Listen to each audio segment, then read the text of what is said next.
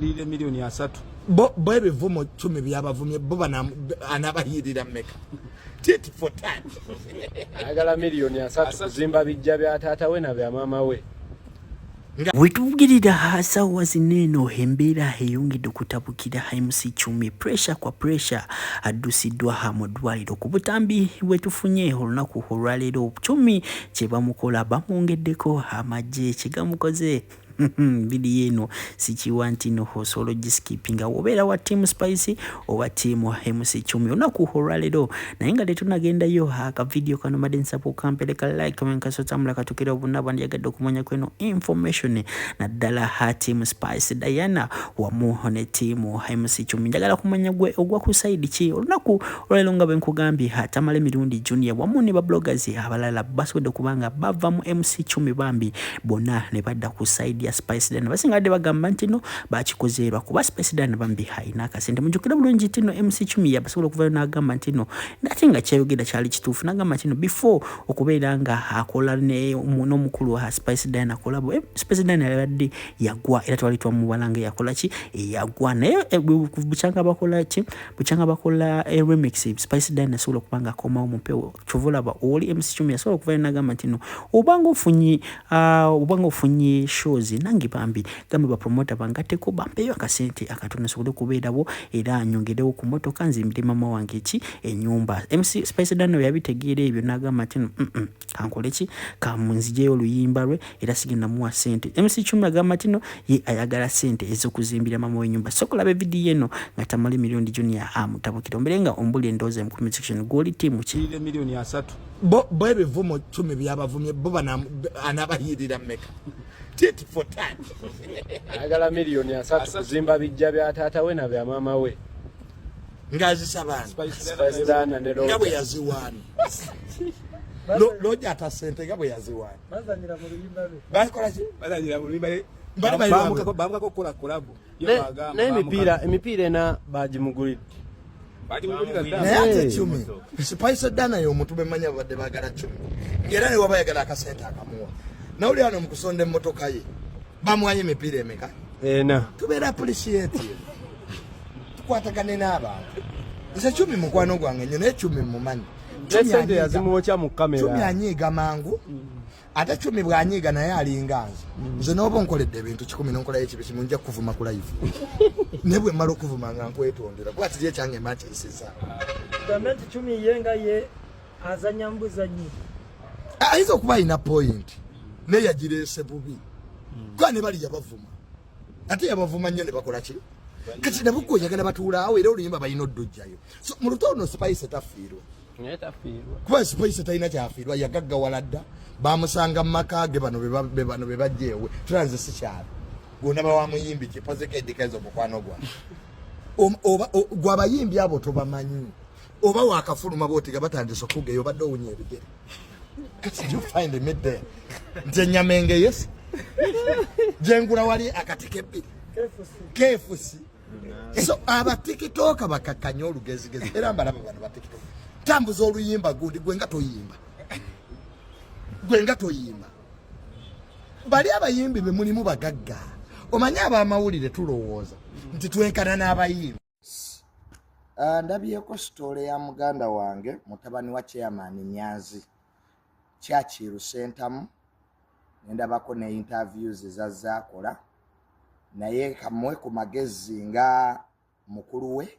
ate nga mukwano gwe ekisooka mu bulamu bw'ensi eno omuzadde tagulwa omuzadde abawanja wulo ne woba oyina ssente omuzadde tagulwa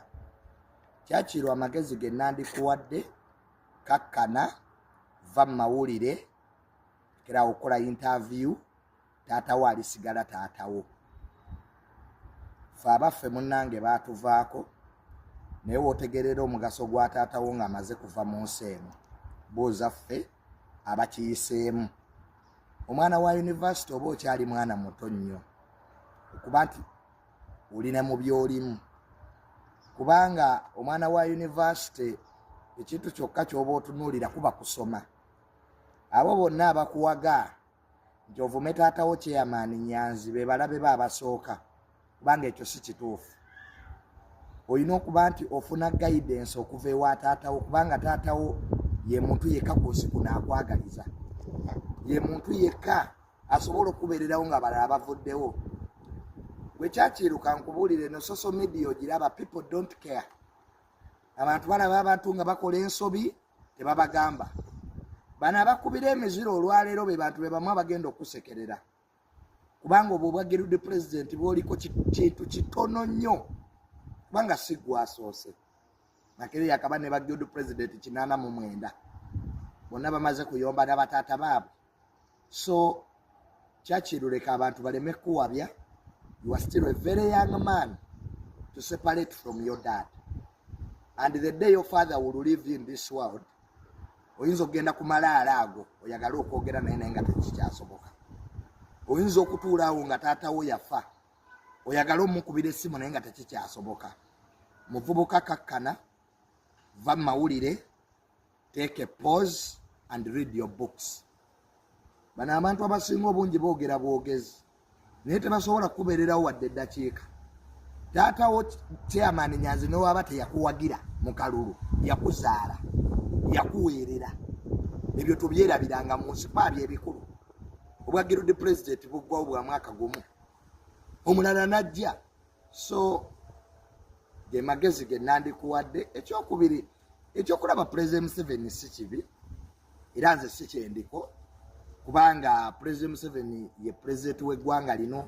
jjajjaffe. So ekyo si kibi naye goberera taatawo byakugamba kubanga yalisigala nga taatawo era yakwagaliza mu nsi eno. Ffe byonna byokola ebimu twabikolako naye right now twejjusa kubanga ebintu ebimu omuzadde kintu kikulu nnyo mu bulamu bw'ensi eno era kyakirubuuza abatabayina nga baafa be bajja okubulira the pain they are going through, that there are things that happen when you want to talk to your dad but you cannot. Naye gwe oba omuyina ng'omuzannyisa ekisembayo buuza abo abakuwagidde oba bo bataata baabwe bwe boogera basobola obbaddamu. Kikulu nnyo ekyo. Assalamu alaikum warahmatullahi wabarakatuh. Amanya n'eddoboozi Haji Abudu omusomi w'edduwa. Nkola ku nsonga ez'enjawulo emirimu nga gikutataganyeko ebyenfuna byo nga bidobonkanye ne oba oli bweru wa ggwanga emirimu gyakucankalanako jangu kusomere ku dduwa okuva edda nedda edduwa zaabaawo edduwa zisomibwa omuntu n'oterezebwa mu mbeera yonna ebadde ekwesibyeko ekusibyeko akanyaaga. Nina ekyoto kyensobola okukumira wadde oli bweru wa ggwanga nga toli kumpi wano n'ofuna omukisa ogwo nawe n'osomerwako ku dduwa nga nkuteddeko n'akabaani Allah ajja kukusaasira ajja kukwanukula. Kuba ku nnamba yange y'essimu 075 2 44 751 ne ku WhatsApp kwendi mpereza obubaka sobolo okuyamba. Assalamu alaikum warahmatullahi wabarakatuh.